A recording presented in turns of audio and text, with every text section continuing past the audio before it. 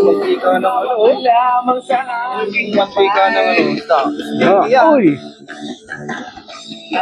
Omega fish, ano yun? Uric acid.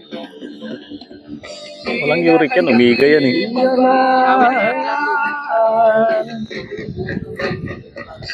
Kapay mo ko sa iyong Wayagera.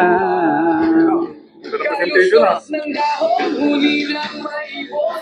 Malayo sa dilim ng hapon. Lapas ng mga alon. Grabe ka naman, Bud. Mga batang naglalaro ng maghapon. Siloy ng hangin sa saring tanawin. Paligid na iyong kakahatin. Pagkat walang sawa kitang aarugatin. Sa